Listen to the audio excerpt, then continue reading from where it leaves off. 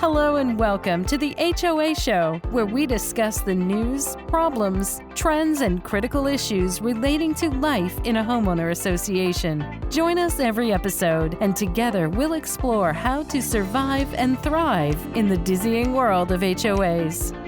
Hello, and welcome to the HOA Show. I'm your host, Ryan Gazelle, and in this episode, we'll be discussing the trouble with Quorum. I'm joined today by attorney Matt Ober, a partner at Richardson Ober LLP. Matt's firm specializes in community associations, and he's been doing this for more than 3 decades. He's a member of CAI's national faculty, a CACM faculty member, and a fellow of CAI's College of Community Association Lawyers, as well as its past president. He's a delegate emeritus to CAI's CLAC, the California Legislative Action Committee, and currently serves on CAI's National Government and Public Affairs Committee. Basically, he's very much involved in community associations. Thanks for joining us today, Matt. My pleasure. Thanks for having me. So, Matt, let's talk about quorum. First off, what is a quorum? Quorum is a scary word that still many people struggle with, but it's the percentage of members required in order to convene a meeting of the members when discussing in terms of the membership of the community. It also refers to board of directors. You need a quorum of the board for there to be a board meeting. But in the context of your question, it's membership. So it's kind of like the majority that you need? It's the percentage. You could have 50%, more than 50%, a majority of the members, but it's generally the minimum number of members required in order to convene a meeting. And it could be, in the case of an election, for example, you would have present by proxy, by ballot, or in person. Perfect. And why do so many associations have so much trouble reaching quorum for really anything? Board elections, changes to the governing documents? It's a favorite question of mine, and there are, as you can understand, several reasons that I believe communities struggle with quorum. The easy one is apathy. That's the one everybody likes to lean on to say, nobody cares, nobody wants to do anything. They want to come home from work, go to their kid's soccer game, pull into the garage and shut the door. But apathy or lack of interest is probably the biggest issue. I like to really look at communication between the board and the homeowners, the importance of governance, what they bought into, why we need them there at these meetings, what happens at these meetings. And it doesn't require much, but it has to be throughout the year. So you can't wake up in January and say, we're having an annual meeting and board elections, and now it's probably 90 days with notice and whatnot. But you've got to bring people along in the discussion in order to have them come to the party. And so communication is a big issue. There's a distrust. If there's a lack of communication, a lack of transparency, there's a distrust. I don't need to be a part of that. I don't know what they're doing. If I go, they'll put me on a committee. So there's a sort of an uncomfortable relationship there sometimes where owners don't feel connected. I think lack of education and understanding of the process, why the members' participation is important, who they're electing. So many members really have no idea who their board is, what the board does, how the board affects them. And I think finally, we've got a large number of off-site owners who maybe rent out their lots or their residences or their units. And so there's disinterest there. Their interest only in the value of their property and things that affect the value and not really engaging. But the interesting thing is the value is often tied to who your leadership is. So again, education and communication would help there. But if you're going to try to get a vote from the membership to change the rental guidelines or something, then all of a sudden they're very much interested. Absolutely. Absolutely. That's the way to get the offsite. Or if you hit them with assessment increase, you'll get some attention that way. Correct me if I'm wrong, but the quorum requirements for every community differ. It's whatever is in the CC&Rs, correct? Correct. In general. So your bylaws are going to contain your quorum for membership and board meetings, and they will set the number. In the rare case, and I'm talking seriously rare, where there is no quorum, then your corporation's code requires a minimum of a third. But in the large majority of cases in modern times, it's set by the bylaws. And again, it's going to be either 50%, 50% plus one, or more than 50% is what you're going to see, unless it's been amended. And we're in modern times, in the current wave of thinking, we're seeing bylaw amendments that either remove quorum requirements or reduce them to 10, 20%, and oftentimes 30%. So it is possible to remove the quorum requirement in the bylaws. It is, and there's, as you can understand, in this industry, sort of a split of thought on that, or differing opinions.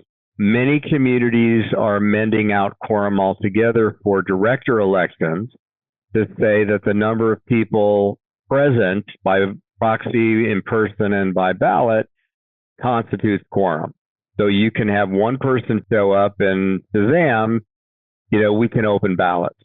The problem with that, or the concern about that, is that you have a small minority controlling what happens at those meetings and who the leadership is. So we often hear the idea of cronyism and boards that have been in place for years. And without a quorum requirement, you don't have the requirement of membership attending and getting membership there to make a decision. So it depends on the communities, the temperament of the communities. I think some quorum is a good thing. And do you need a quorum in order to vote to remove the quorum requirement?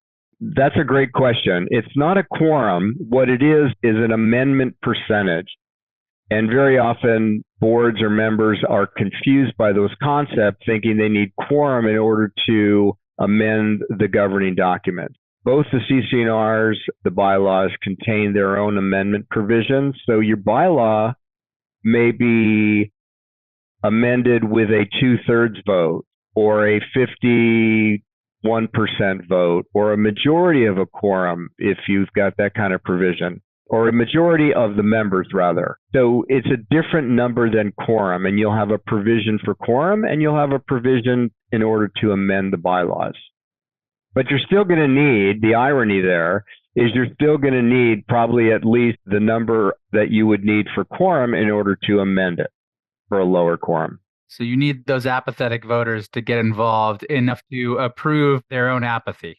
Right. And so imagine trying to go to your members and say, we want you to approve bylaw amendment that reduces the number of people required to come to meetings so that we could govern, conduct business on an annual basis, and elect new directors. And they're just going to look at you, why would I do that? And presumably, the reason that folks would want to lower the quorum requirement or get rid of the quorum requirement is because it is notoriously so difficult to actually achieve a quorum when you're trying to get a vote passed on anything. Is that correct? Correct. So the idea is that, particularly with director elections, and I focused on that because that to me is the importance here, is that the association has a democratic process in place to elect its leaders. And if you can't convene an annual meeting, you can still get the word out, get the message out. You can have a president's message, an update, you still have your financial disclosures. But electing directors is critical to the fair governance process. And if you don't have the tools to be able to convene some sort of a meeting to elect directors, you've got the same people sitting in those seats year after year and probably either despising the fact that they're stuck in that position or ending up resigning. So when we eliminate quorum, my preference is to do it, if you do it at all, you do it in the case of membership meetings to elect directors. Okay. Let's say a community wanted to do that, amend the governing documents so that they can change the requirements for quorum. What does that process look like? Is it long? Is it expensive? That's a depends question, right? Which is lawyer's favorite answer, but it doesn't have to be expensive. And what I mean is you can do an amendment to the bylaws instead of a complete restatement, where you're just picking out the quorum provision and reducing that number. So the drafting of that provision isn't relatively costly. The expense here is in terms of the effort, because you've got to get to your members and explain to them, we're trying to reduce the number of people that have to be present or attend or vote in order to conduct business of the association. That may be a campaign, that may be education, that may be door to door, that may be banners or signs in your communities, vote to amend the bylaws. And it's a process. And part of the difficulty, and if I'm bird walking, stop me, is that directors in a vacuum will meet and decide we're going to amend and we're going to do this. And then they just send it out to the members and say, please vote, your vote's due in 30 days. You've got to bring members along in the process from the beginning of the journey so that they understand, hey, this is happening. We're looking at an amendment to the bylaws, and here's why. And then at each board meeting or each newsletter or each opportunity, you communicate to them, here's the status of our bylaw amendment. Look for this in the mail in the next 60 days. Use social media if you have it so that you can remind people that this is happening. And then you go to vote, and hopefully you get the requisite number in order to pass the amendment. There is sort of this interesting, not very well known section of the Corporations Code. And for those that are unfamiliar, the Corporations Code does apply to community associations as well. And there are opportunities where the Civil Code doesn't speak to the issue. And so you can look to the Corporations Code. One of the sections, and I don't want to get into it being a numbers geek, is 7515, which allows the association to petition the court, the Superior Court, if for any reason it is impractical or unduly difficult for the association to call or conduct a meeting of its members. And the court can issue an order and dispense with any requirement relating to holding of or voting of meetings or obtaining votes. So you can say to the court, we want to have our annual meeting and membership election. We can't get quorum. We've tried 3 years in a row. We want an order allowing us to convene and to convene with the number of members present and be able to elect directors. So that is a process that's a little more costly, but it is a process that is available and I don't think very widely used. I've heard of associations going to court like that when they're unable to reach a quorum. How many attempts would you say would be reasonable before you have to turn to the court option? Great question. And it relates to these adjourned meetings and the passage of the new legislation that I assume we'll get to. You have to look at your bylaws and look to see if you have an adjourned meeting provision, which says that in the event quorum is not achieved, the members may adjourn to a date in the future, usually it's between 5 and 30 days, at which time quorum shall be 25% or whatever the number is. That is sort of the guidepost that says we've got to try one more time. But the issue there is the members have to make that motion to adjourn to another date. And if they don't, you're done, in a sense.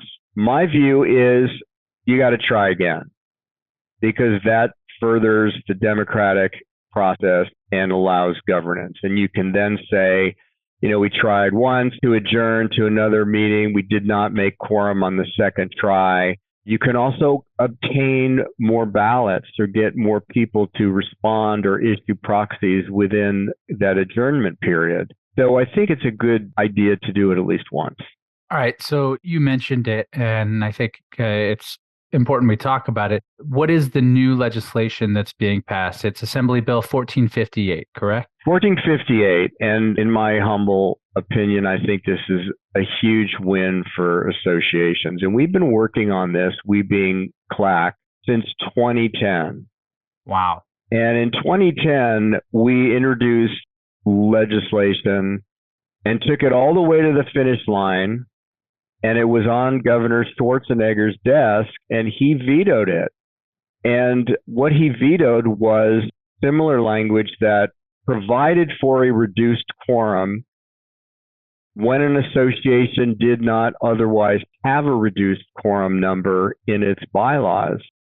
And the reason he vetoed it back then, it was different times, obviously, was he thought it was micromanagement, and that the irony is his message was if the association wants to reduce its quorum, it can amend its bylaws, which is exactly what we were just talking about, the difficulty in doing that. So there's sort of a third response, and one that we didn't expect out of that governor. So we decided to dust that off this year, and we drafted the amendment to the civil code. If you're dusting it off, would you say that you're telling Mr. Schwarzenegger, we'll bring it back? Right. Well done. I couldn't resist. Well done. We thought we'd take a shot with a different governor, but in a time where we're seeing, well, first of all, there's greater awareness of community associations in 2023 than there was in 2010. And the view in 2010 was, don't get into our business, legislature. Let us handle our own business. And so that was the climate back then. Now, of course, the legislature is in everything HOAs do right now. And we also saw movement on some of the legislation in years past where it looked like the legislature is being a little bit more flexible and there's more of a compromise going on. And that's really, in order to get legislation passed today, you have to compromise. You can't go in my way or the highway. So we introduced the legislation, and we got sponsor for the bill and a great team and a task force that worked really diligently to hone the language so that it wouldn't be offensive to the opposition. And we did start out with that magic quorum language that said, for election of directors, the number of people present shall constitute quorum. And that obviously changed because the law that was passed allows for a quorum of 20% unless the bylaws of your community already provide for a lesser percentage. So was the 20% a concession for a particular entity that was arguing against the bill? Yes and no. So interestingly, when CLAC introduces legislation, it doesn't do it in a vacuum, and it engages a chapter level input. So we have LACs, legislative action committees, at every chapter, and they speak and interact with the chapter members. So we share the language with them, and we got feedback that, for the reasons I indicated earlier, some of the chapter members felt that not having a quorum is going to lead to cronyism, because you can have, Joe Smith show up and decide who's going to be on the board. And that in order to have a stake in the outcome, you needed to have some number to get people to attend and participate and engage.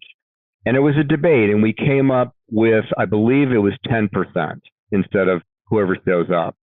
And through the drafting process and the Judicial Council and the opposition, the number agreed upon was 20. That seemed to be the level barometer.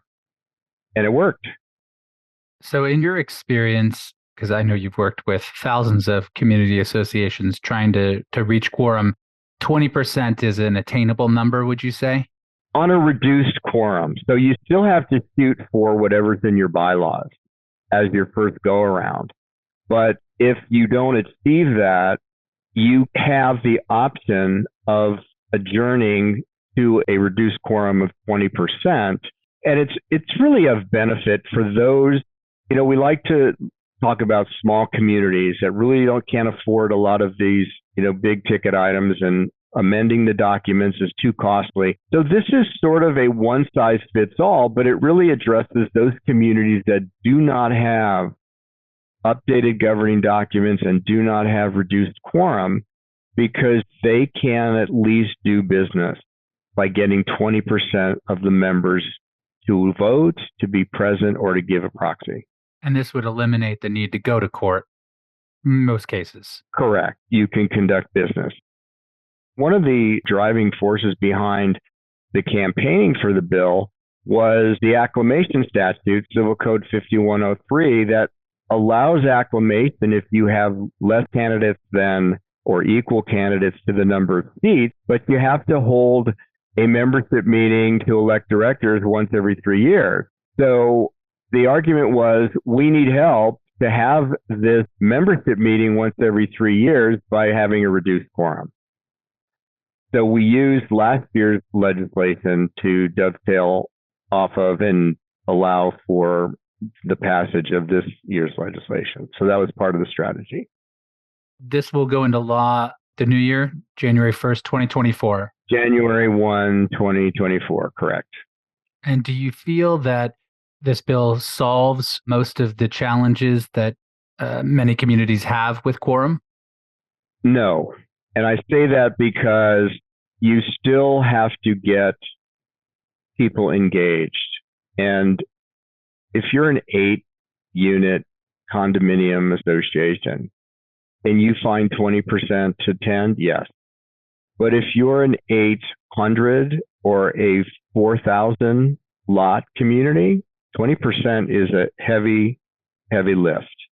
And it doesn't solve the problem. And I don't want to get preachy, but people have to understand they bought into a community that is governed by a board and requires community involvement and engagement in that process. That puts the burden, I think, on leadership and management to get people engaged. So that problem still exists.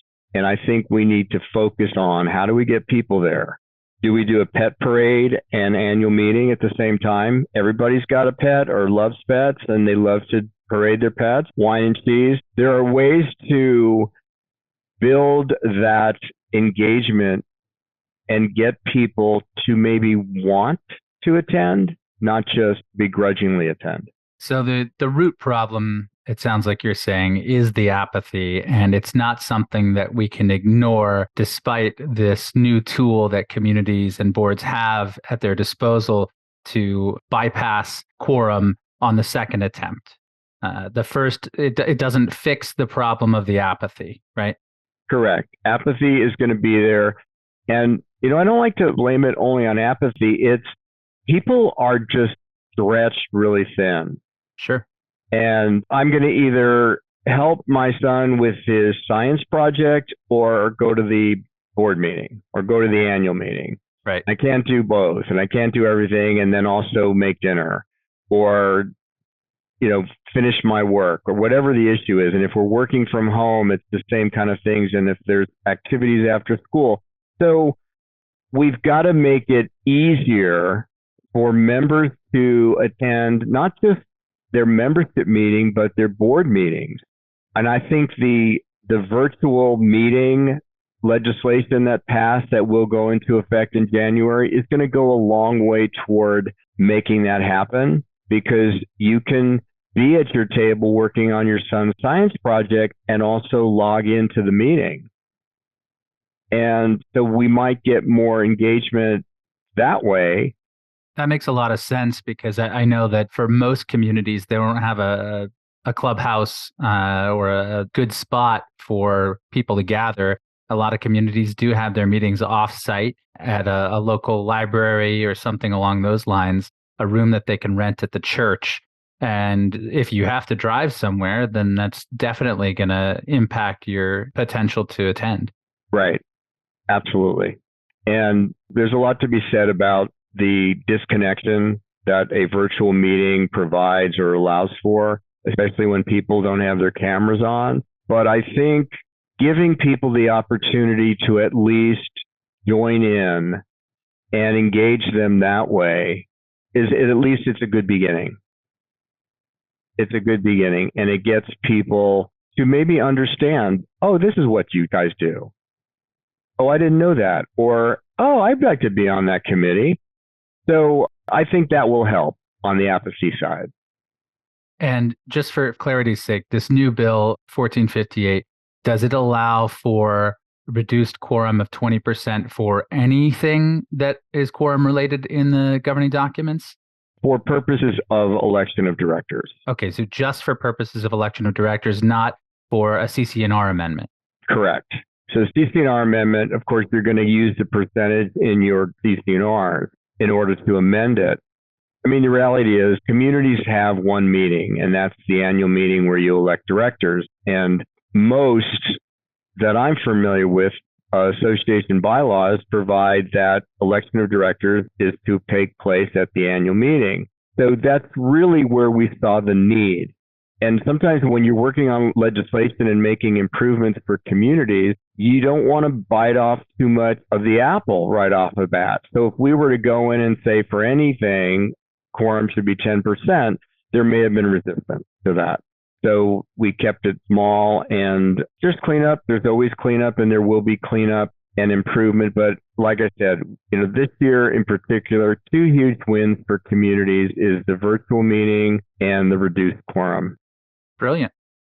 Well, Matt, thank you so much. Is there anything else you'd like to add in regards to quorum that we may have missed? Best practices going forward for a community? I think if I was going to underscore again the best practices, it's to not wait for that annual meeting to decide to communicate with your members about the process and what's going on in your community. That constant communication with your members builds trust and builds interest and engagement, and that's going to get your people to your meeting. It's going to get them to vote on your amendments. It's going to get them to help with whatever campaign or process going on in your community. Perfect. Well, thank you again so much for being our guest today. And thank you also for all of the work, sounds like you've put into CLAC trying to get this win for community associations. Only been 15 years. Dropping the hat. But good things sometimes take a long time to bring to fruition. So absolutely. It's my pleasure, and I appreciate the opportunity to speak to you on this important topic. Matt, where can our listeners go to reach out to you or learn more about your firm? They can log on to Rowe Attorneys, ROATTORNEYS.com is our firm website, or matt@roweattorneys.com. Perfect. And we'll put a link on the podcast website for your company as well. That's all we have today. As we end our episode, we'd like to remind our listeners that if you have any comments, questions, or suggestions for topics you'd like to learn about, you can email us at feedback@hoashow.org.